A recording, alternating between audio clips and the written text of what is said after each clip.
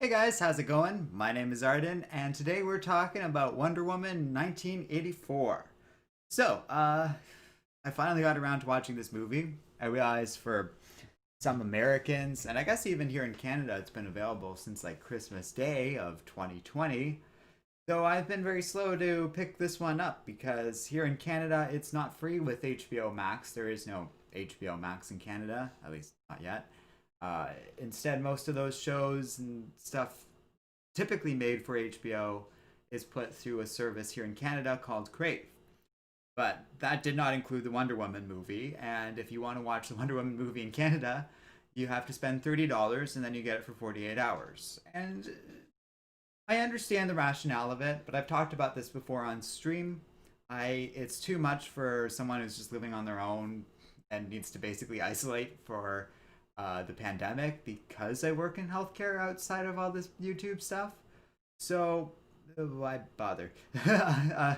And but for a household of like four people, the $30 really saves you money relative to what it would cost to see it on theaters. So there's a calculation behind it, but that calculation kind of left me out. But lo and behold, I found a copy on my hard drive all of a sudden and managed to watch this movie. But whatever. I wanted to see it, and I'd heard a lot of things, kind of all over the map. I deliberately avoided watching like any YouTube reviews before seeing the movie, but I'd seen of comments and other little things. Oh, I don't really like it like that. There, that's better.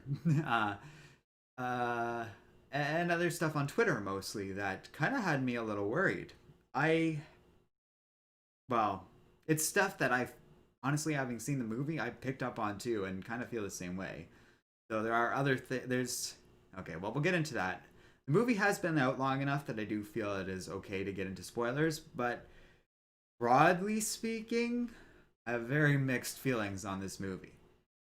So, okay, so here's the thing. It's so complicated because of the DCEU. I would argue this is like the second most enjoyable experience I've had watching a DCEU movie, which isn't great considering I don't love this movie and think there's a lot of problems to it. Number one would be Shazam. Number two kind of is this movie, and we'll get into why that is, but it really has its moments, and I did enjoy it mostly. Number three would be the first Wonder Woman, which I liked, but really feel like it drags out like crazy in its third act. Once we start getting into the real Ares and that crazy fight scene, I just completely tuned it out. So, not a huge fan of the original Wonder Woman, but it does a lot of things right, and its first two thirds are pretty great. And then after that, it's just a crapshoot. I think my fourth favorite DCEU movie is the Ultimate Edition of Batman v Superman. And if you're wondering, hey, where's Birds of Prey? Lower than all of that. I found Birds of Prey so disappointing and so boring. So, as for Wonder Woman 1984, like, yeah, so it is my second favorite, but I don't love it. And in fact, the best way I would describe it, at least based on my impression of things, is that it's kind of the opposite of the Wonder Woman movie.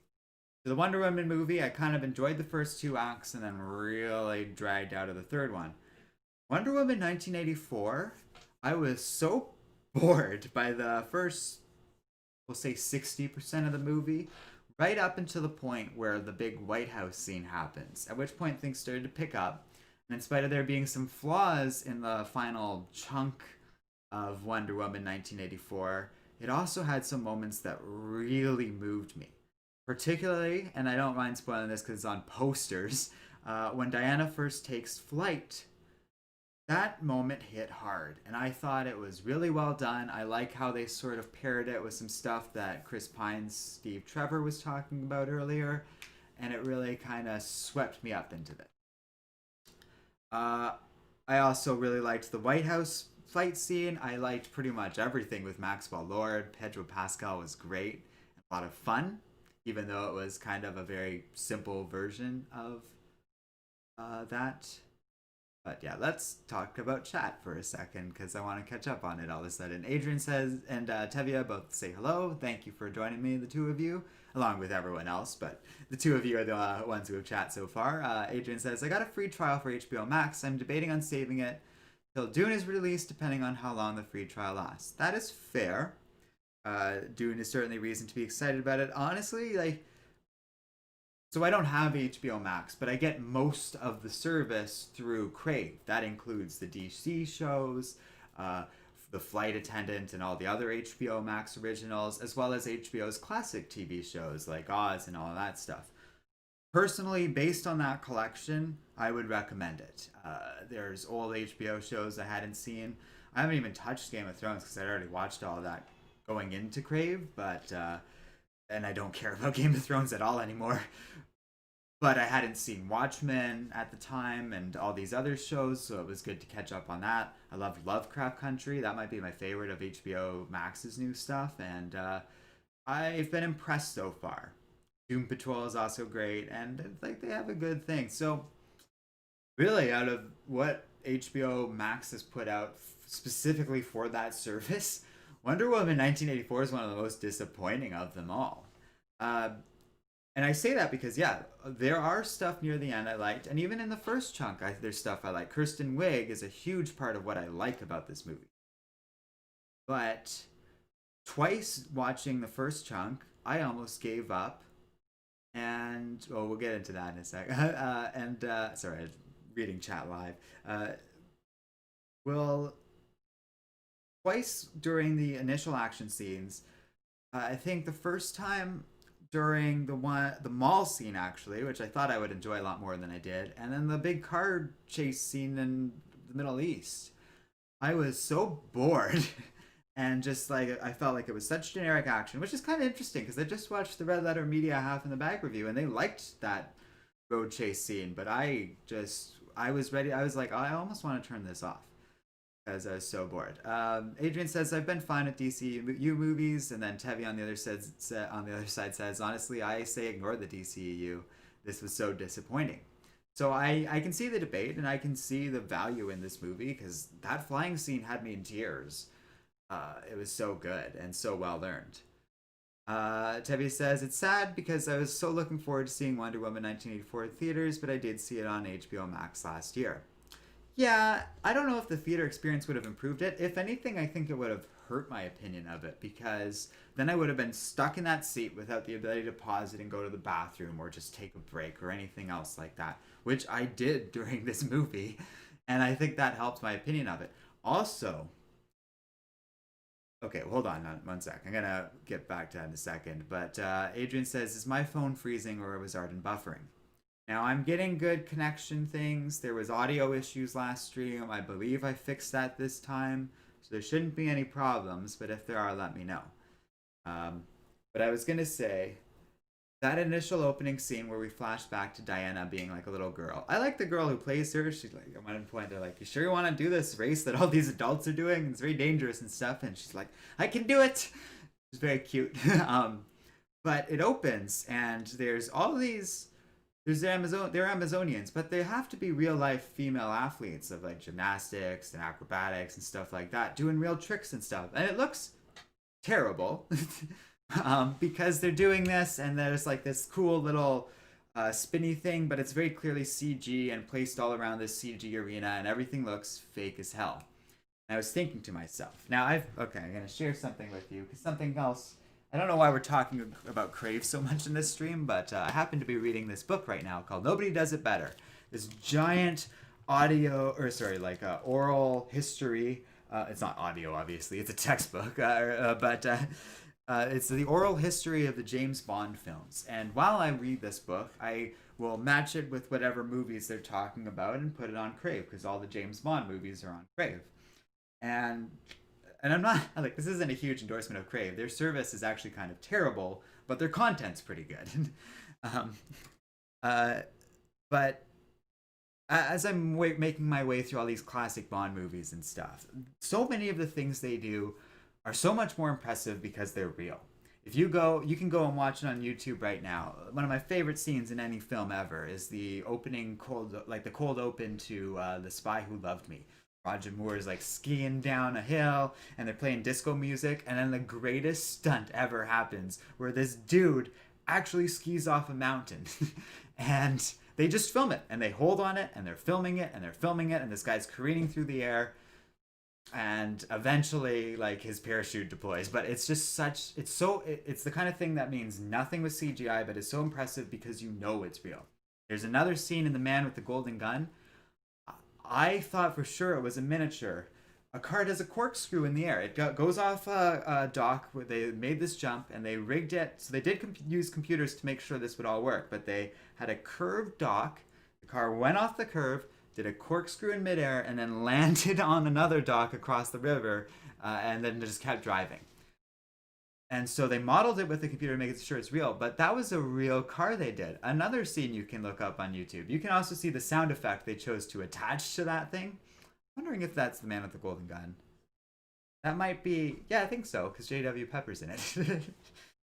Anyways, but these kind of scenes are so much more impressive because they were real. And I couldn't help but think, watching this first Wonder Woman movie, or like the first scene in the Wonder Woman 1984 movie, like this jungle gym scene, these athletes are very clearly impressive and they're doing cool tricks and stuff.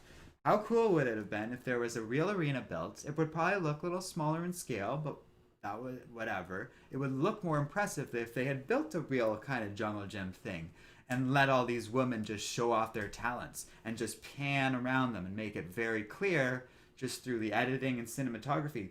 This is real. You can like tell when it's real and when it's fake. And that kind of stuff keeps happening in Wonder Woman 1984. Like, it never really feels like anyone's cares about this movie enough to really think these things through. Which brings me to EJ Mono's very correct comment or question. So what's abusive about her? Because I very much set that up on her thumbnail, and we were always going to talk about this, but let's talk about that now. Because when I say, oh, like I feel like there isn't, and I never really got this impression from Patty Jenkins. There isn't that sense of passion in making these movies that someone like James Gunn has. You go back and purchase the Wonder Woman DVD or buy it on iTunes so you get all the special features. You might notice the original Wonder Woman movie has no director's commentary, which I find interesting. And that doesn't mean much on its own, but you kind of look at the other special features and it feels like, oh, it's just all very by the numbers. And I don't think Patty Jenkins really cares about action much or stuff like that. And it really shows and hurts this movie.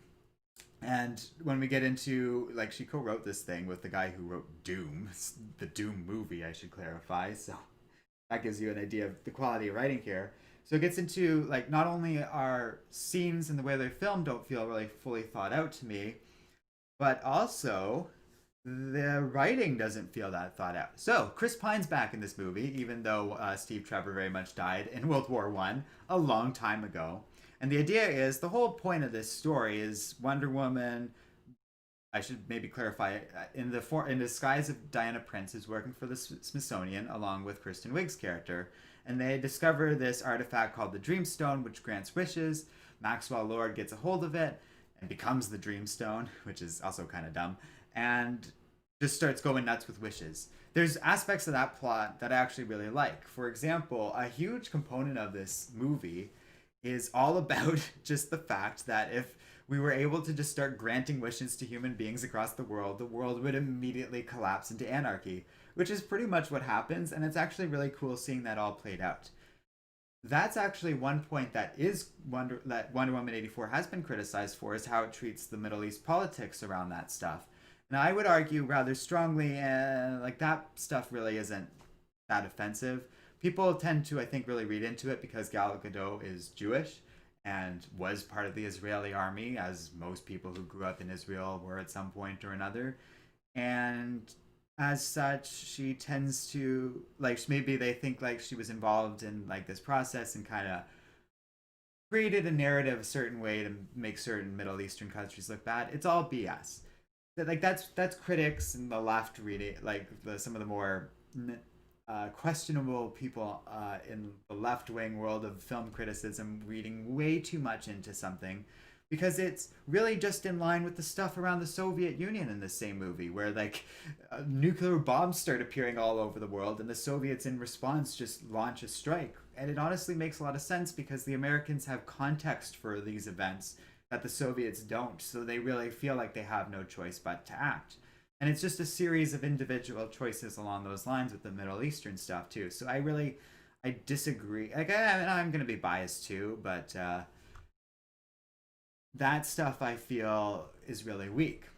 On the other hand, the other major route of criticism along these lines that people give is around Chris Pine's character. Because Wonder Woman's wish is for him to come back. But rather than, and there's no reason this couldn't have happened this way, rather than him just sort of materializing out of nothing, and keep in mind that Dreamstone was already shown in this movie to like just make people magically explode into dust. So it's perfectly capable of doing this. It instead has Steve Trevor possess some other random person's body, and they use the body to have sex with Gal Gadot. And I understand most men, like most straight cisgender men, are not going to object to that. But they also put his body in terrible mortal danger over and over and over again across the course of this movie. Like, it's a standard superhero movie. So, of course, there's a lot of danger and peril. And that dude never has a say in it. And they completely violate his consent. And I get, like, and the way people will try and treat these things is like, oh, well, what if this was a woman? What if everything was gender reversed and Wonder Woman's got, like, transplanted in some body and Steve Trevor was sleeping with the woman and all this stuff? People would be outraged. But honestly, I feel that argument's terrible because that assumes that we're okay with what's going on with Chris Pine's character in this movie. And to be honest, I'm really not.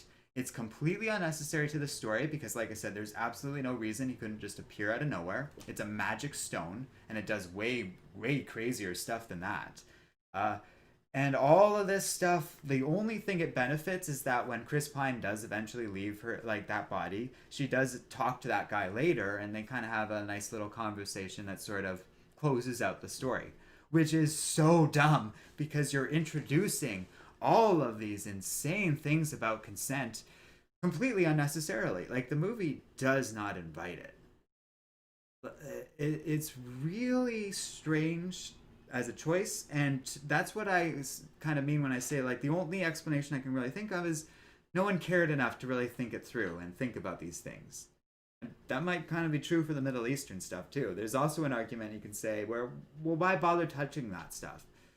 If this is just a fun movie, the Soviet and US tensions should have been plenty. And yeah, I think that's the biggest problem with the movie. It bothered me while watching the movie. I kind of heard some stuff about it, but I really, truly was on, like, just didn't like that aspect of it this whole time. I was like, wait, that's some other dude? And like, they kind of brush over it, but also make it very clear that's the case. And no one seems to mind. The whole moral dilemma around it really doesn't seem focused around that particular issue so much as the fact that these wishes are destroying society. I don't get it, and I truly hate it. And then, yeah, the only, well, there's a lot of other things that I want to mention, but let's keep reading through chat before I get into them. Um, Adrian says, for HBO, I own some of their best stuff like The Wire, Sopranos, and Boardwalk Empire. Well, that might affect your buying decision because I don't have like any of those DVDs. So if I ever want to go back to those shows, now I can through the Canadian equivalent of HBO Max. And I don't know what HBO Max itself is like. I can tell you, Crave has like terrible streaming quality. I have so much issues actually making it work sometimes that it's a bit of a pain in the butt. But that's true for a lot of stupid Canadian only apps and companies. I find like they're not as well developed because there's less people working on them and less of a user base to fund technical development. So it is what it is. uh, but I would hope HBO, which has all of like Time Warner backing it, and their services would be better and they'd be a little bit more reliable. Tevye says, it's sad because this movie had so much potential to be tons of fun. And you know what? It is fun sometimes. When the wishes really get out of control, I was like into the movie and having a good time. All the White House action I thought was really fun, even though we've had, like, this is the third, at least, comic book movie I can think of to really focus in on the White House as a major set piece. And this was original and interesting, and they do some really great stuff where Diana is diving around trying to prevent mostly Kirsten Wiig from killing other people. So like Wiig will throw him across the room, and Wonder Woman will dive and catch him, and it was fun. I was into it, and then like I said, when Wonder Woman renounces her wish and she just kisses Steve and walks away just so that she doesn't have to see him like disappear, and he has like one last ADR line. I liked that moment. It was really emotional. She grabs her lasso and takes off into the air, and she starts thinking about lines Steve Trevor had earlier when they were basically making the invisible jet. That's a whole other thing. Where he's talking about what flying is like and how important it is to him. And she uses those words and this emotional moment as her powers are kind of returning because they're going away as a result of her wish. And again, another pointless aside. And she flies for the first time. And it really just focuses in on that moment. The music's beautiful. It reminds me of like the Christopher Reeves Superman movies, even though they didn't really have a moment like this. Just like this, it just felt so strong to me, and that's where she like lassos the lightning, and that's just like a scene transition actually. But it's great. I really liked it. I that flying scene almost made the movie for me. In spite of all these faults and stuff, I would almost recommend it for the flying scene. It's kind of what buoys it above even like the No Man's Land scene, and why I still kind of rank this above the first Wonder Woman movie, because between the White House scene and kind of right up until the final moments of the climax where it just starts to get overblown and they have the big speech about truth and all that stuff, though it is well set up, that chunk of the movie I loved, and I wish that kind of represented the whole movie. uh Tevia says, it's odd because Patty Jenkins is a good director and made the first Wonder Woman movie. She's directed other really good movies as well in the past, including super serious stuff like Monster. So it is surprising. And it's weird because that flying scene is, in my opinion, quite well directed. The way Wonder Woman's like moving her arms around to figure it out and learn to gain and lose momentum and stuff, I just thought it was so brilliant, and the direction behind that was great. And in comparison, like the rest of the movie, I find really disappointing. And I'm not entirely convinced from both Wonder Woman movies, to be honest, that Patty Jenkins has ever been like the best superhero director in the world. Like that kind of gets into what I was saying, like there being no director's commentary. You kind of look at the action stuff, and it doesn't feel like it's really in her camp. It's all these people who have done this sort of thing before that are like, okay, we do this, we film it this way, we rig it to go like that, and like that's how we film our action scene. So I do kind of, yeah. And Tevia says, why even get that Doom guy to write Wonder Woman? Oh, you can fail upwards in Hollywood so much once you get your name out there and make those connections. And Patty Jenkins didn't write the first Wonder Woman movie, which I think says a lot. I definitely wish she didn't write this one. It's kind of interesting. It feels like the Red Letter Meteor guys were saying this, and I don't want to parrot them too much, but they were saying like it really does feel like, and I would agree, that Patty Jenkins actually got more power and had more control over Wonder Woman 1984. And it's a little disappointing that that didn't pay off in a way that benefited the movie, unfortunately. It's a real shame. Like that aspect of it's really disappointing. We'll get into it in a second. One. Sorry, I was gonna bring up something, but someone else said it in chat. So when we get to it, we'll get to it. Adrian says, one thing I will say though is for the most part, I like the DC animated movies better than the live action. Well, that's like based on last year alone, we had that Justice League Dark Apocalypse War movie. Compared to this, like that really, like the quality of that compared to this, which is so like frustrating and problematic and stuff, is that speaks volumes. I would say Apocalypse War, like obviously it's a weird year, but out of what did come out in 2020, Apocalypse War kind of was my favorite movie. Which is really funny, but it was just so ballsy and interesting, and in comparison this felt a lot more paint by numbers, in spite of them potentially doing all these different things. That golden armor really doesn't amount to much, and honestly it doesn't look that good either. I kind of like her more traditional Wonder Woman outfit in comparison, although even that kind of looked funny in this movie. When she's in the White House scene, I like it, but maybe Godot slimmed down a little bit. She looked skinny in it. When she's breathing deeply, it's like it's almost like it's bigger than her, and she's like a little kid in this costume. And I was like, oh. When Godot was first picked to be Wonder Woman, way back before Batman v Superman was even out, a lot of people were saying she's very tiny, and they always pictured Wonder Woman as being a bigger, taller woman. And initially, like up until now, I never really felt it was much of an issue. Godot was able to kind of carry a certain weight with her. But I kind of felt it in this movie that she does seem a little small and kind of weak, I dare say. I don't want to. Well, because she's losing her powers in this, and that whole narrative is bloated and overdone. Like, Spider-Man did that 20 years ago with the Sam Raimi movies. I think that was Spider-Man 2, right?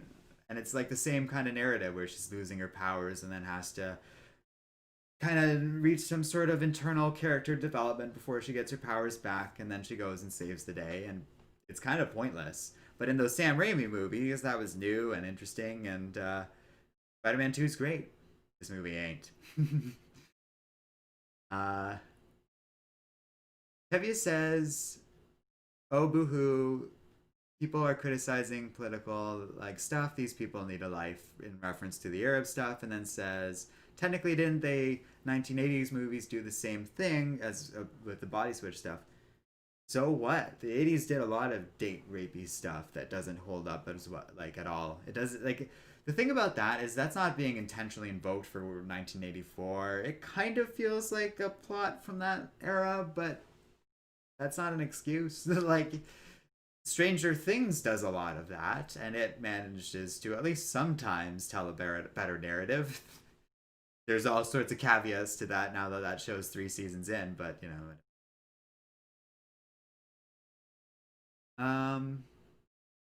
Try3 says there was literally no reason to do the body swap, and the movie forgets Steve is someone else. It feels that way, because Biana tells him he doesn't have a passport, and then Try3 says, "Well, that guy probably does have a passport. Did she check?" That's an excellent point, actually. They're in that dude's apartment going through his stuff. And it does kind of feel like the movie forgets it, and it's a whole thing that he doesn't have a passport, because that's why they end up using the invisible jet, and that's also a stupid plot point. But they kind of that you can go watch the half in the bag for Wonder Woman 1984 if you want to know what's wrong with the invisible jet scene. They nicely explain that.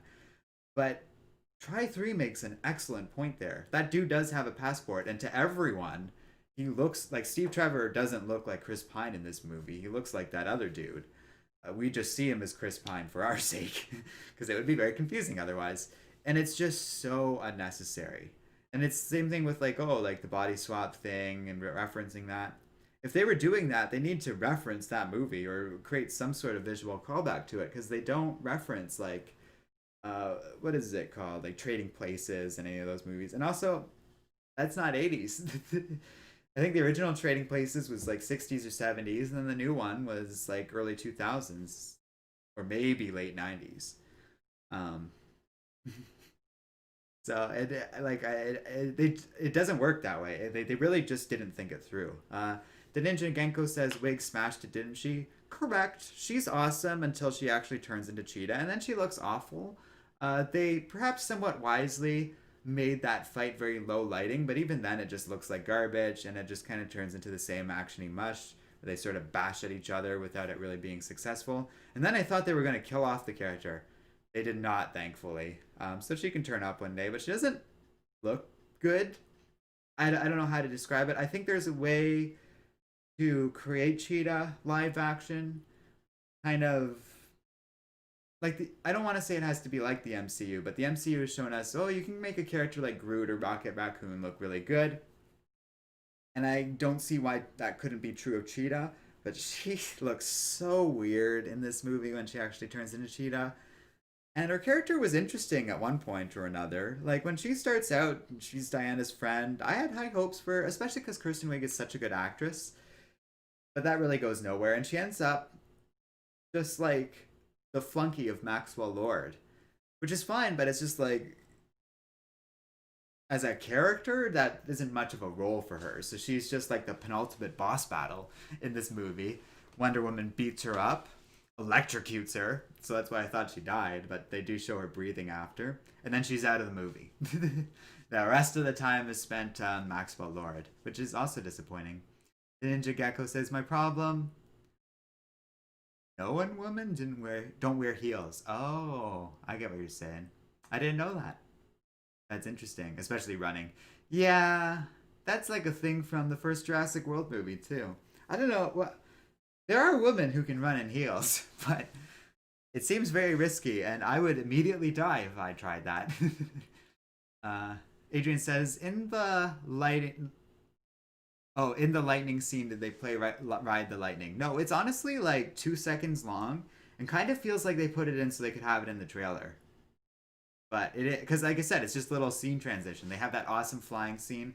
She grabs a lightning bolt, swings away, and then it literally cuts us to a next scene. It almost reminds me of like an old timey Star Wars kind of transition. That's the kind of 80s style visual callback that I liked. And yeah, it's a very small moment, and it's not like she's swinging on lightning all the time or anything like that. But it worked. I liked it. It was fun. Um, it's the kind of thing that really just works for a character like Wonder Woman, who's magical and can do stuff like that. Uh, Even a character like Superman, who is pretty fantastical, that would be ridiculous. But it works for her because it's like, oh, she's Wonder Woman; she can do anything. Like it's fine. I liked that scene. It was so great. And Tevye says, I agree that flying scene was badass. Yeah, whole thing start to finish was just perfect, but also kind of out of place with the rest of the movie, just because it is so good. And I'm almost annoyed with the movie for getting me to tear up because it didn't earn that. Well, it kind of did. Like it's a huge part of the movie, but like compared to the rest of the movie, it's just so amorphous. I didn't hate it. Like I didn't hate my experience watching one. Well, I didn't hate it overall, but it's not a great movie where I had every reason to watch it, like for this channel, and I seriously considered just turning it off twice. Because I knew if I did end up doing that and I did end up quitting, that would be a review in and of itself. And I could talk about why that experience was and why I just didn't want to put myself through it anymore. But it wouldn't have been as good a review. So my feelings of it are very, very mixed. But there is value there, and I'm not blind to it. I like if you like this movie, I don't blame you. I can see why, and it does rank pretty high with me in the world of DCEU, and even against some MCU movies. I would argue you could take something like Thor: The Dark World, which I don't like, but it's a lot more consistent across its entire movie. And I would say, if you were like, well, which one do you want to watch again? Thor: The Dark World or Wonder Woman 1984? I'd probably pick Wonder Woman because of stuff like the flying scene and other little bits of movie along the way I could enjoy.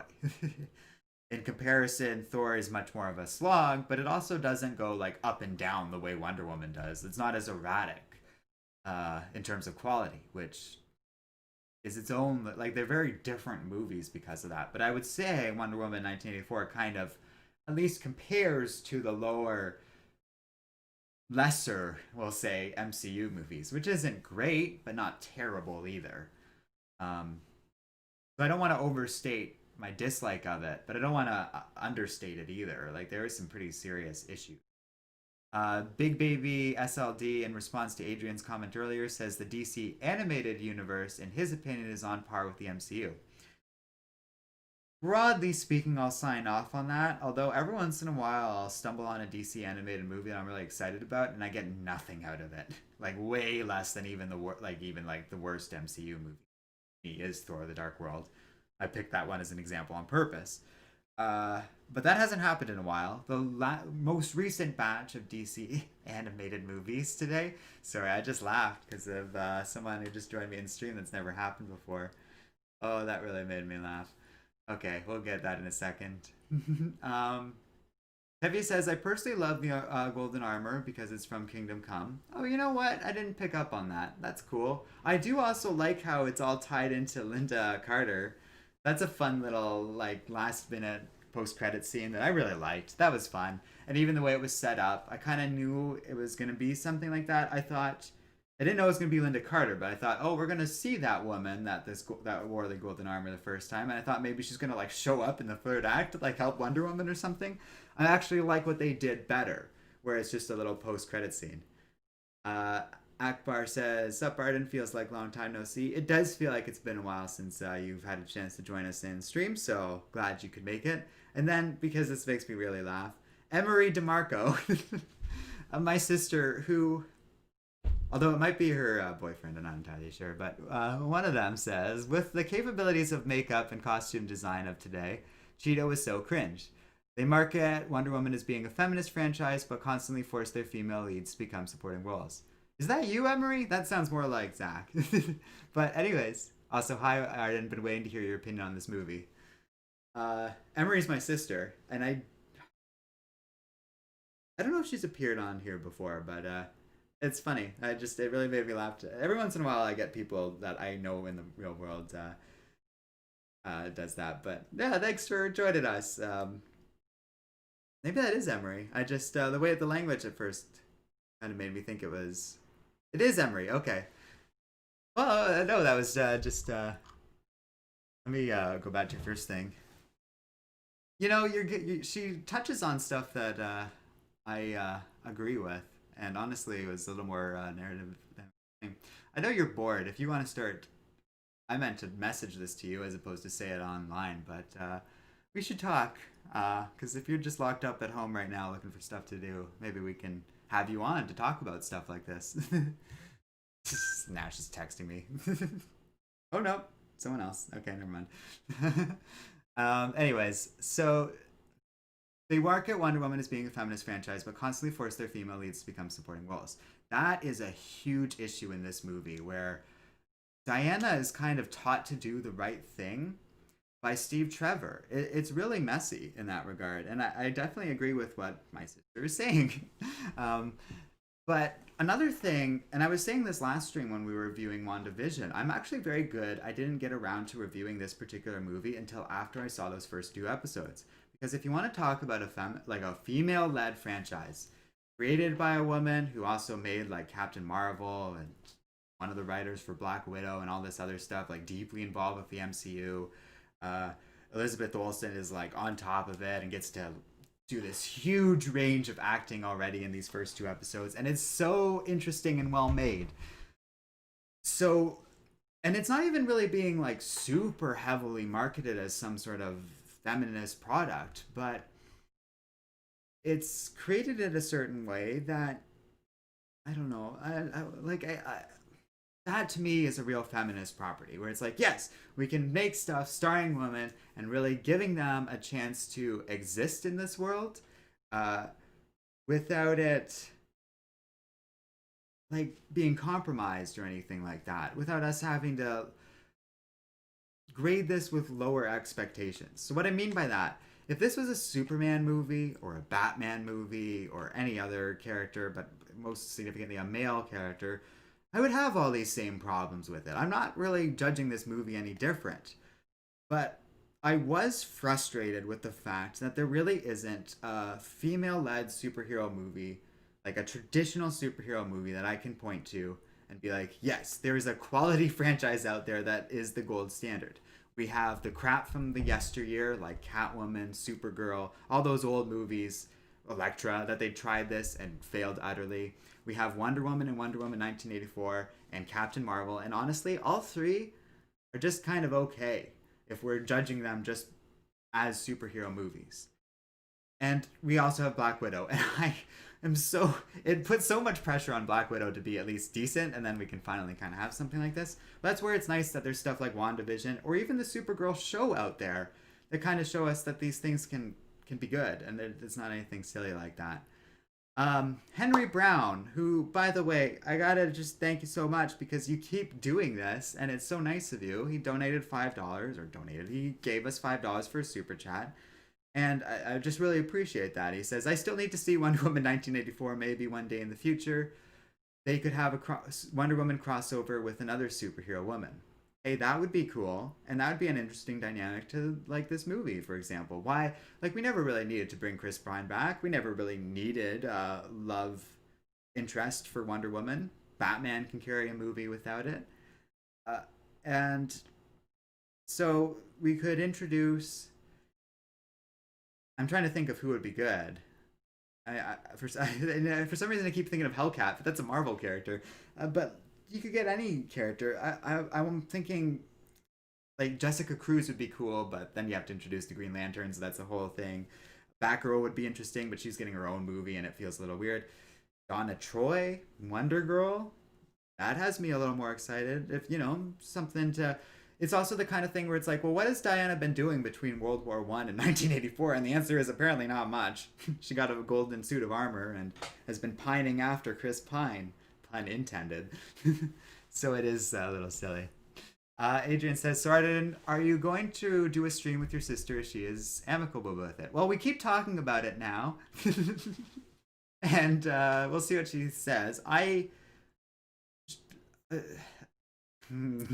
I don't know what to give away here, but I did see her kind of post recently that she's for some stuff to do in the land of pandemic world. So we might have a serious conversation over text after this about that. I have wanted to see if she wanted to get involved in stuff. I have kind of. I don't know if you guys ever saw her, but I've had her involved with some camera work before and little bits like that. And if she's into it, he had a really cool opinion about Wonder Woman, and I'm glad he shared it. And there's another comment movie a little later. But if you guys want it too, that would be fun. The other issue, although knowing them, her and her significant other, they might have equipment lying around too. I believe I saw a Yeti sitting around their house the other day, so that's all we need. Literally what I'm using right. Oh, shouldn't pull that cord, but that's literally what I'm using right now. I meant to show you guys the mic, but that immediately caused a reaction on my desk I wasn't comfortable maintaining.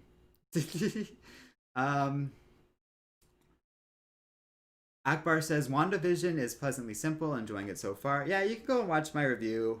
It's up now, just on the public stream, and I talk all about it. I'm really was excited because I watched those 2 episodes and then just started streaming, so you can really see the my emotional effect after watching it and just being so impressed by it and so surprised by how little it resembles the rest of the MCU, but in a great way. It's just its own unique thing.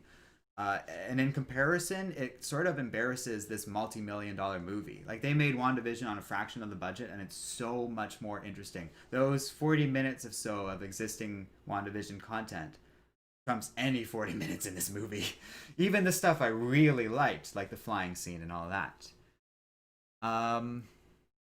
Akbar says, great to see Marvel taking such artistic chances with billion-dollar characters and franchises. Yeah, and they are taking some real chances there, because I was watching that really the first episode of WandaVision, shocked just at their willingness to go, well, okay, we're not going to get into spoilers, but their willingness to just commit to their ideas is astounding.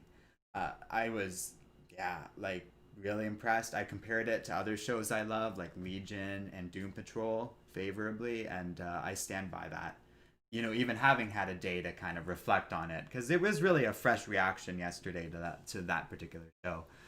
Tevye says the Supergirl show I thought was okay. It is okay, but you know what? This movie would have benefited a lot from being okay.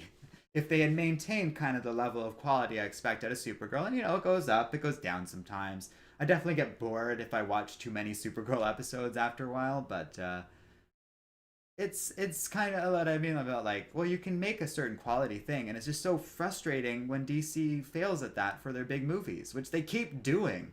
Same thing with Birds of Prey. I had so many issues with Birds of Prey, and I made a whole video about that. But yeah. Emery says, I am super excited to watch WandaVision, but haven't started it yet. I'll let you know my thoughts. Maybe even come on live. Yeah, that would be a fun thing to do if you catch up on that, and then when the third episode comes on, we could kind of schedule something in. That would be really cool, because there's so many ways we could do that. It'd just be funny. You guys can see another DeMarco. I wonder if we could maybe rope in. I have 2 sisters. Maybe we'll see about doing a DeMarco stream at some point. That would be very fun, because I know they all kind of have access to audio equipment to do something like that. And I don't really like visual, but the video can look like whatever. It doesn't have to be high def like I have, as long as we have decent audio. Akbar says, I have very cautious hope for the Snyder Cut. I'm probably going to be in for a disappointing watch. I enjoyed the movie. Not great, but I enjoyed it for what it was. I'm not sure if you're referring to Justice League or Wonder Woman there, but it really could go either way. Uh, Personally, I kind of like. I have no hopes for the Snyder cut of Justice League because the Snyder aspects of Justice League are the part of Justice League I kind of like the least, but I also really didn't like the Joss Whedon side of things. Uh, it's complicated. Let's put it that way. I uh, I tend to go back and forth on it a little bit because I don't like how Josh Whedon just basically just tried to do the same thing with Avengers to Justice League, but I also found the Zack Snyder parts of Justice League miserable. Maybe the Snyder cut can fix things. I mean, it's got to be better than what we got from the original Justice League, so let's put it that way. And I probably will watch it, even just out of self-interest. Take all this YouTube stuff aside. Tevia says, I did like Wonder Woman. Didn't like Maxwell Lord because I am so tired of seeing my character kill their villains.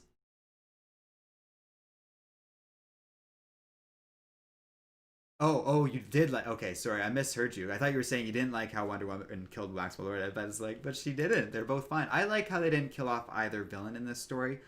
Because the thing about it is, both villains are particularly strong in this movie, and I would love to see them come back. Maxwell Lord, in particular, because he hasn't gotten to really do true Maxwell Lord things yet. They had this whole Dreamstone thing going on, which I like, and they kind of had little references to other Maxwell Lord things, like his nose starts bleeding at one point, and I liked that. That was a cute little nod to usual Maxwell Lord stuff. But and Cheetah's fine, and I would say Cheetah is definitely being reserved so she can show up in some sort of Legion of Evil superheroes or Legion of Doom or whatever they want to call it. Um,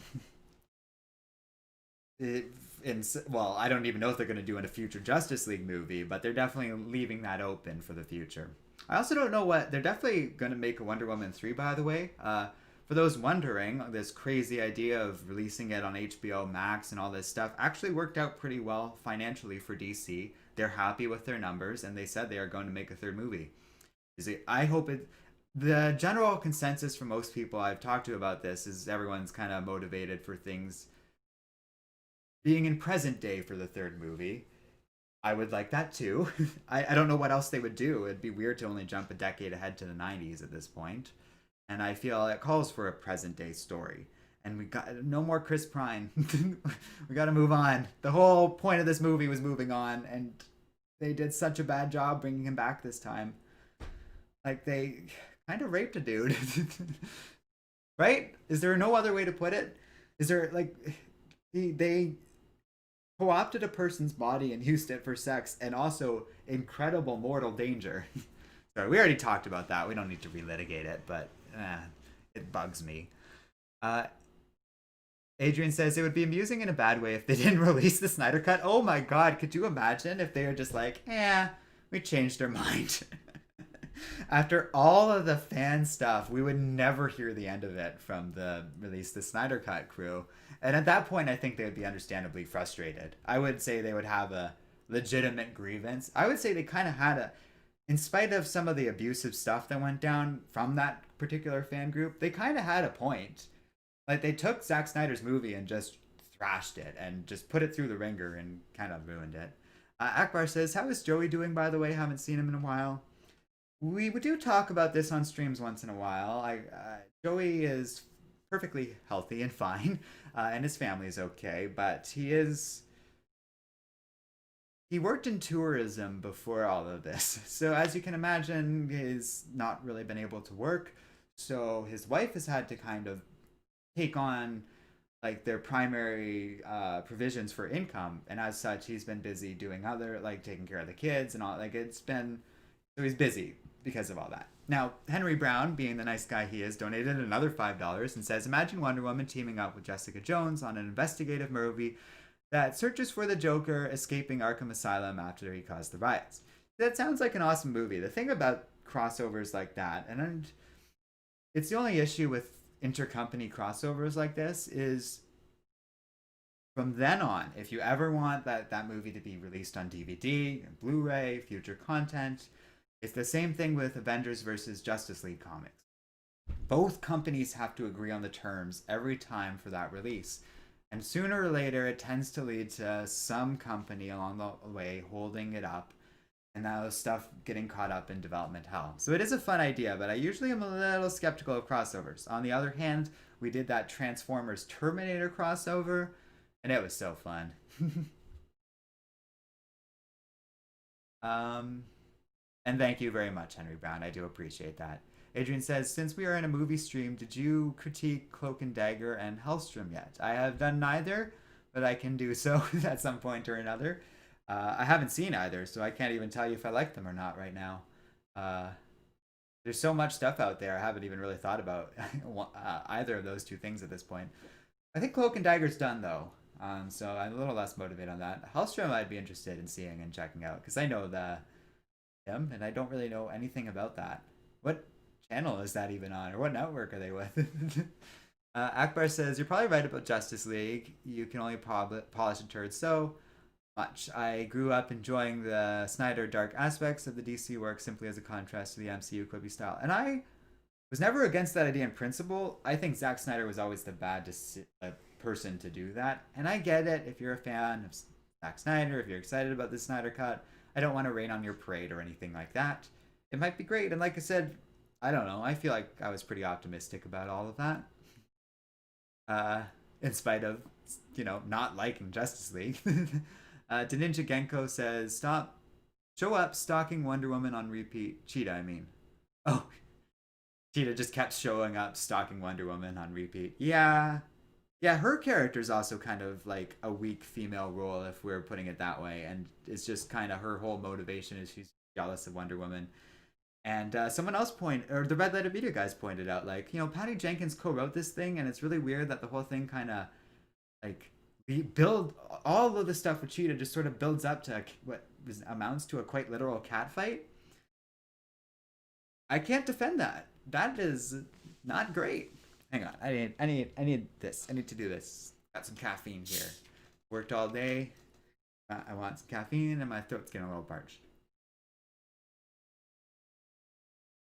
Oh God, I've been talking for 50 minutes straight. No wonder my voice is tired. I didn't realize we had been streaming for a while. That's fine. Well, thanks for joining us, everybody. This is one of the popular streams. I feel like I am voicing some frustrations people had after watching Wonder Woman. And I'm kind of glad my sister happened to join us for this one.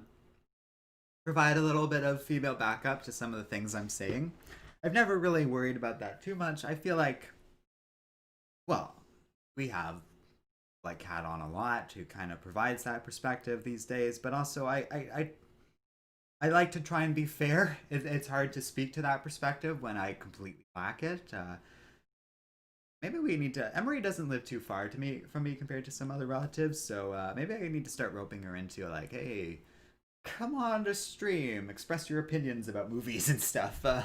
It could be helpful for kind of giving that perspective a bit. Keep talking about her. I don't even know if she's still here. But Emery, if you're still watching, I really appreciate you. This is the first family member to join me on a stream, which is funny. We've had friends on before and stuff. Ben used to watch a lot when he had more reliable internet access, and I often think I have friends who watch a little more quietly because they'll say little things and be like, "Oh, you saw that video, eh?" I just find it so funny. Hey, she is here still. Okay, and she's not weirded out about me constantly talking about her. It's just weird because there's like that third party aspect of it, and there's no pre-discussion here, so I don't know what she's comfortable with or whatever, but it seems like it's fine, which is good. Tevia says, I'm more of a fan not having my heroes power over their villains. I kind of get what you're saying. Like she's way stronger than Maxwell Lord. Sometimes it can be interesting. I think like it's like a Superman Lex Luthor dynamic almost. Maxwell Lord's a cool character for those that don't know from the comics. He can be used very effectively as a true creepy menace, unlike many other villains. And Wonder Woman has a real history with him, which is why it's almost a waste. But the thing is, they can still do that history, and then it's much more significant if Maxwell Lord's been introduced in a different story. And to be honest, yeah. I do hope they do that. And it is one of those things like There is a third movie coming out, and I'm not against the idea. It's not so bad that I begrudge that. And I think I've made it kind of clear. I got a weird angle going on today. I don't know why. Maybe it's because I'm not over here enough. Oh, there we go. It's a weird time for me to be fiddling around at the camera angle 55 minutes in, but there we go. Oh, interesting. Okay, well, I want to read this comment first. Ninja Genko says, one comic book artist behind the camera. Please, just once. I would like to see that. I'm not sure if he means as a director. Honestly, I wouldn't recommend that. Directing requires a lot of experience, and you really need to know your stuff, especially for a big superhero movie. If you want an idea of that, go watch, I think he put them on YouTube. I think his name is David Sandberg, the director of Shazam. Put these really interesting behind the scenes videos. And you want to talk about someone, like I mentioned a couple times in the stream, how I don't really get that same impression of passion behind Patty Jenkins and these Wonder Woman movies. And I could be wrong. Like, I don't know her or anything like that. But you look at the David Sandberg videos where he explains like how they built Shazam and how they worked things out and all the stuff that goes into a blockbuster and how little control he has over certain things. Like the youngest girl in the Shazam movie was filming something, so they didn't have her for the initial scenes and they had to work around that, and he explains the logistics of that. It's so interesting. And I don't feel a comic book artist would be at all equipped to do something like that. Now, I would love for them to be either involved as a producer, so they can input into the visual things, if they were part of the cinematography team, so they can give input into shots, or even if they did, what's it called? Storyboarding. Zack Snyder, actually, speaking of, used to like a lot of storyboarding for stuff in 300 and kind of some of his better movies from back in the day. And in a lot of ways, comic books themselves are storyboards kind of ready to go. Uh, what's his face? The artist for Batman TMNT made some really cool storyboards as like a kind of sample for what Picard could have been for the. We keep mentioning the same things over and over again in this stream, but Red Letter Media did the Mr. Plinkett review for Picard, and Freddie T. Williams made storyboards, and because he's a comic book artist, those storyboards look amazing. They're really cool, and there were like original content created for that YouTube video, which is really neat. I just thought it was the coolest thing. So definitely I agree comic book artists can and writers really should be more involved with making comic book movies because they know that side of it. And I would argue Patty Jenkins is an excellent filmmaker, and she really needs someone like that to kind of fill in that side of it and be like, well, why don't we try this and do this comic book thing? And they might have an eye for like what a cool looking action scene might look like because they've essentially been storyboarding superhero action scenes for their entire career. So I forget who said that, and chat has blown it out of here. The Ninja Genko is the one who said that. I think it's a really good idea. Tevia says, why even make a Silk series? No, Zach Taft must have been asking about that earlier. Well, I'll let you two debate that.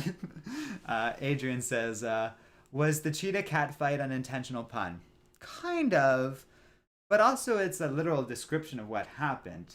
Like, it is a woman fighting a giant cat, but it's also a cat fight. I don't know how else to describe it. It's two women fighting over each other and kind of fighting over jealousy and like petty emotions, basically. So it is a cat fight. It is a stereotypical cat fight, like what one might expect from some terrible sitcom or something like that from like 2 decades ago. But I don't think any of that was intentional. I don't like when we say like, oh, it's like almost stuff from the 80s. I would say it's not like evoking those plot points. It's just dated. Emery says the movie wasn't bad, but once I took a step back, there were so many flaws. It was enjoyable though. Thanks for calling me out. I that's pretty much my exact sentiment. I know her and I tend to often view things similarly when it comes to these like movies and stuff like that. It kind of makes sense, you know. We share genetics. I definitely, when she was very young, pushed a lot of stuff onto her, so I think we have a similar cultural sensibilities for certain stuff like that. So it'd be interesting. We're gonna have to have you on stream now. Sorry, you done roped yourself into it. Adrian says Wonder Woman and Maxwell Lord. All I gotta say. All I got say snap. I don't understand what you're saying. Anyways, MSN ZZZ Temp says, why every woke in cinema can't do their job and empower women rightfully. MCU does that without making woke cringy stuff. And then in brackets, he says WandaVision. Yeah, that's like a central thesis of this particular review, to be honest. And you summed it up nicely there. Tevye, so I just agree completely. Tevye Smoka says, unfortunately, Todd McFarlane, who's a comic book artist, is making his Spawn movie, which is a mess. Did he make the original Spawn movie, or is he making one? Either way, that ain't good. Ooh, yeah. See, that's what I mean by I don't think they should just jump into the director's chair. It's happened a few times here and there. Frank Miller directed something, and everyone hates it. I don't hate it that much, but it isn't good either. I just sort of love it for what it is. The Spirit. I think Frank Miller directed The Spirit. Thank you for reminding me, guys. You didn't actually, no one said it in chat, but someone mentioned Sin City, which made me think of it. Akbar says, thanks for reading my questions, man. Take care. Everyone in the chat, be safe and take care and be safe. And he said that 4 minutes ago, so he probably had to leave. But Akbar, it was great to see you. He usually does come back and watch the end thing, so he will probably see that later. MSN Temp says, MCU just has one scene in Endgame that's cringy in my throat. Well, we all know, because he was talking about the feminist stuff earlier, so we should, if you've seen Endgame, you should know exactly what scene he's referring to. And you know what? Regardless of your politics, they didn't earn that. Those female characters were all supporting characters or random stuff, and they hadn't taken on any significant role in the MCU yet. So it was the MCU sort of patting themselves on the back for something they did not earn.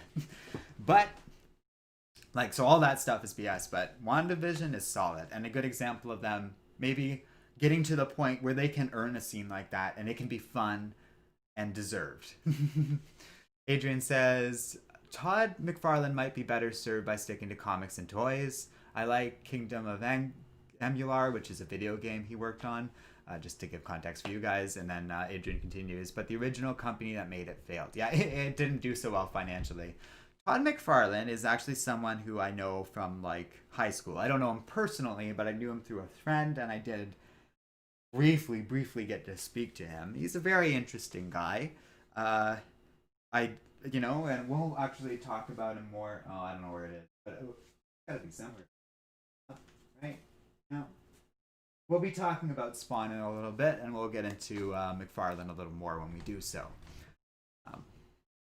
Oh, and Akbar also says best wishes to Joey and his family, which is very nice. I will have to pass that on. I haven't spoken to him a bit, which is my fault, because he's messaged me and I got too busy around the holidays to get back to him. But oh well, I gotta do that at some point.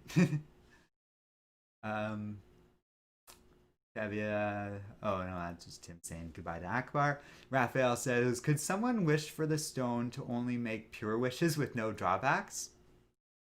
I wish someone asked. That was a pun, but that was an intentional pun, which also just we have weird recurring themes in this stream. I don't know why.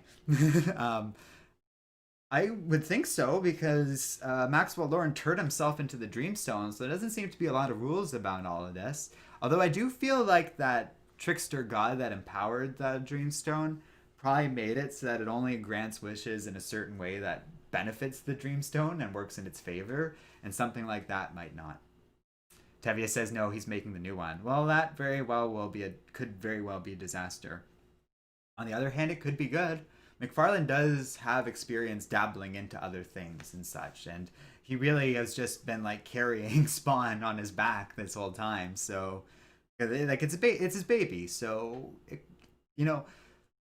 if he got someone, and maybe even not in the director's chair, but even if he got an experienced director to work with him and help him out, that would be enough. I would say I'd be a lot more optimistic. So we'll have to see. I don't actually know much about that movie, clearly, so we'll have to check that out when it comes out.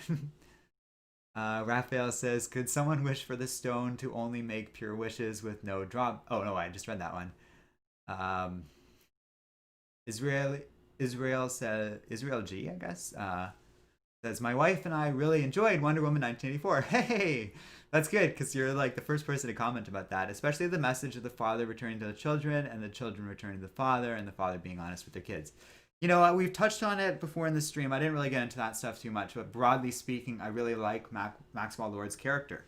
Between the way Pedro Pascal acted it to that whole father and son dynamic, even when he's like just ranting on the TV just to the entire world, I thought that was great. And he's just like, you can hear the voices of people like, I wish that guy was dead, like all this stuff. And he's just like, granted, granted, granted. And his health's returning because that's like the cost he like put into these public wishes and stuff, just to restore his health because the Dreamstone's like eating away at his body. Um, he was so fun, and I really am glad that his character got didn't get killed off. I also like, and maybe people don't like this, I like how he kind of got away with it. He just sort of ran away. No one's going to arrest him because they're going to have an awfully hard time pegging on him specifically. He's just going to be like, oh, I got swept up on the chaos that everyone experienced across the world in the last few days. Like, those were some pretty weird days. And I think the world is going to collectively be so, not embarrassed, but like freaked out by these events that they're just going to try and sweep it all into, oh, there was some troubled times. There was like almost some nuclear explosion, but it was all just some technical issue errors. Like, hundreds of nukes didn't appear on the world and disappear. That would be impossible. And I really think that the psychology of people is just desperately trying to compact that and push it away, like in the public eye of the world of the DCEU. And a caveat of that is I don't think Maxwell Lord should go to prison. I don't think anyone should even like arrest him because like they're gonna have so much trouble proving it. He probably lost everything financially, but I think otherwise he got away with it in terms of not going to jail. And I like that. It's not justice, but Wonder Woman had kind of been pushed back. Like, she couldn't have stopped him from running away, and it's a fitting character arc, and it doesn't have to be justice. He like, you know, she saved the world. She did the best she could, but she was on her, like, she was down and just had to give her heroic speech, so she wasn't stopping him from getting away, and I'm for it. I also really like, earlier in the movie it's set up that the lasso of truth's power is from the very idea of truth, and all these artifacts like the Dreamstone are empowered by these primordial ideas. And then later, the lasso of truth is kind of what is able to reverse the Dreamstone's powers. I thought that was such a clever little, like, very simple, but a very nice way to resolve events. The whole long, overblown truth speech, I could do without, but the actual detail of the setup and payoff of that, I thought was actually well done. Because, you know, we were talking about Wonder Woman in this stream at one point. Tevia says Frank Miller made the Spirit movie, which is bad. Yeah, I did put that together eventually. Adrian says Wonder Woman snapped. Oh yeah, I was dancing around it, but Wonder Woman does snap Maxwell Lord's neck in the comic, and I really thought they were going in that direction in this movie, and that's how they're going to end. I like this ending better because we can still have that moment. If this happens later in the movie where like Maxwell Lord's been around for a while, that's much cooler. That's like a way bigger death now. So they can still do that. I think it's pretty cool that they didn't go for like an obvious Maxwell Lord plot and save the character so there's options in the future. And Pedro Pascal is just such a entertaining performer that it's great. I really hope he comes back along with Kirsten Wiig and they can maybe rework these like some of the problems from this movie and use these characters. They weren't bad characters, and they're all excellent actors who are all well cast. As much as I said like how badly they handle Chris Pine's actual return, Chris Pine himself is charming and funny in this movie, and he adds something. It just kind of in some ways becomes his movie, like Emery was kind of saying earlier, and I agree with that. It's a huge problem with the movie. It's not in, like, Wonder Woman lacks agency in this movie in a lot of key ways. She doesn't have a lot of control over these events. She's just kind of floating from one scene to the next. In the Middle East, I don't know, I might have missed it too, but she kind of just bumps into Maxwell Lord, and that kicks off their whole action scene together. It doesn't feel like she's driving a lot of this story. Or when it does, it's without explanation. So at one point, like, they have this jet they stole, and they're on the runway, and the cops are on the other end of the runway, and she's like, oh right, I forgot to tell you about radar. So there's this new technology. It doesn't matter how you fly the ship, they're always going to be able to see us in the air. But I've always wondered how my dad turned the island of Themyscira invisible, and I have his powers to a degree. And once I was able to turn this coffee mug invisible, and he's like, oh, well, what happened? She's like, I don't know, I lost the coffee mug. That made me laugh. And she turns the plane invisible just like in the moment. And it's, yeah, it's cool that she can do that, but it's one of those things where you need to maybe show her turning the coffee cup invisible, and that's something she's been working on all these years.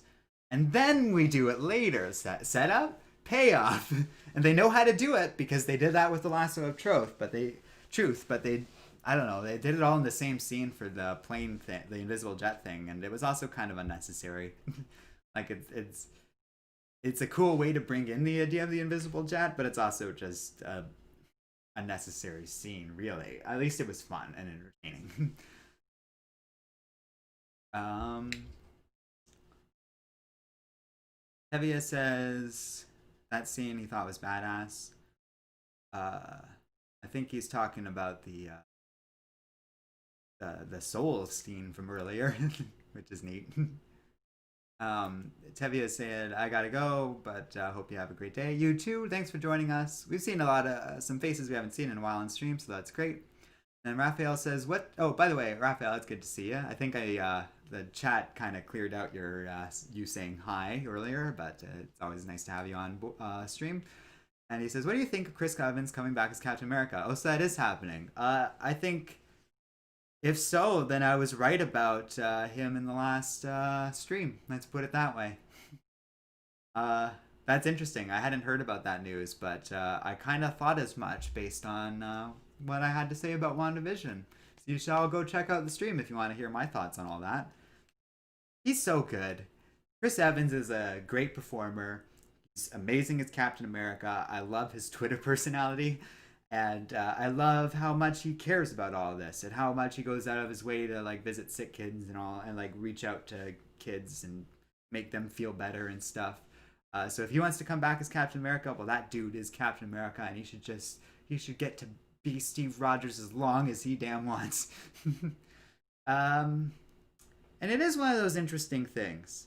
They kind of set up Endgame to sort of be the end of Tony Stark's character and Steve Rogers, but it doesn't have to be that way. Tony Stark, I think, is kind of done, and they sort of killed off his character, but there's a lot of wiggle room for Captain America still. The way they set all that up, it's just very interesting. So, I don't... What? What are you guys saying? Adrian says, I like the Spawn movie, but the Spawn movie with Corrin was better. Fair enough. Oh, movie album. Okay. That makes more sense. I was like, what? What? Yeah, the existing Spawn movie I never really liked. I always thought it was just a little off, even relative to the Spawn comics. But he's fun to play as in Mortal Kombat. He's like one of my better characters in Mortal Kombat 11, I feel. But that might no longer be true. I'm kind of out of practice at this point. The Ninja Genko says, sacrifice to some, it's a code. Oh, I get what you're saying, because that's kind of like, yeah. The thing about plot points like that, and a lot of stuff in Wonder Woman in 1984 is like, yeah, a lot of stuff makes sense in the context of the movie, but only because the movie creates these contexts. Like, I get why they did the whole Chris Pine in another dude's body thing, and so they could have the conversation at the end of the movie. But why do that to your movie? Why create this problematic, abusive scenario just to have a little winter scene at the end of your movie where they get, like, it shows Diana moving on a little bit? That could have been any dude. It didn't have to be the dude that Chris Pine's body was inhabiting. It really should have just been a little moment where she talks to a random guy in the street and it's like, oh yeah, Chris Pine is right. There are other people out there. This person I just met on the street is charming and handsome, and there is like a potential relationship there. And I like that in Wonder Woman 1984, they don't actually like ask each other out or anything. It's just like a moment. And what I said is more of internal to like Wonder Woman's character, and Diana kind of accepting what he said, like Chris Pine told her, is finally being true, and her sort of moving on, so she can date Ben Affleck 30 years later. but not because Ben Affleck is done and Batman is over. So any sort of romance ain't happening. Because you guys remember that from Justice League? That's a thing that's still gonna happen apparently. And like by still gonna happen, I mean relative to this timeline, like Wonder Woman 1984 has to happen, and then all the Batman v Superman and Justice League stuff does. Although this movie kind of breaks that because Wonder Woman's way too public to just be like in hiding this whole time.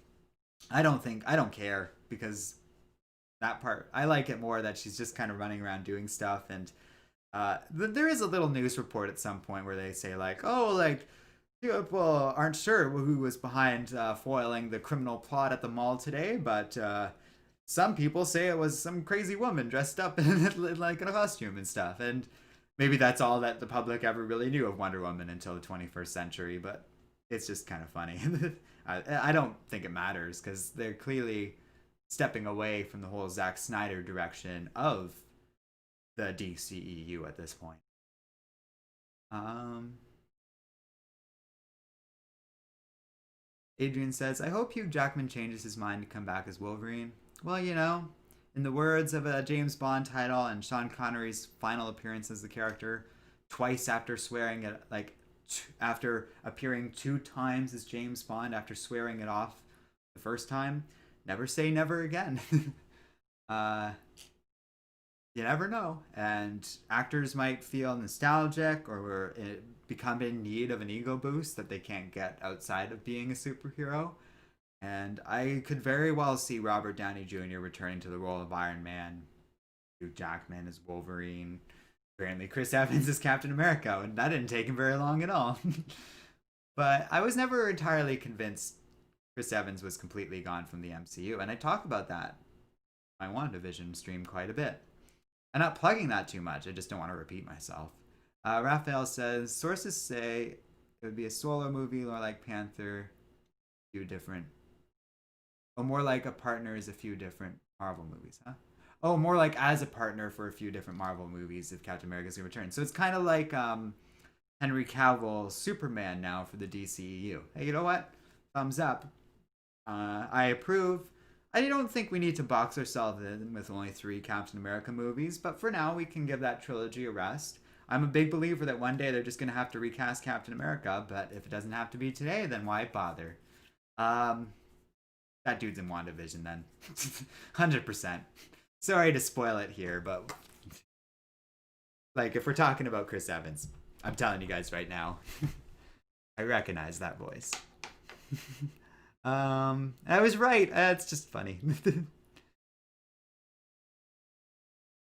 Okay, you guys are talking about football, and that's cool, but okay, well, I will say, since you guys are talking about it, I am a bit of a fan of the Baltimore Ravens. And the Bills are actually really big around here, too. So I hope you all enjoy your football watching. Emery, Adrian, Akbar, Tevia, Raphael, and most especially Henry Brown.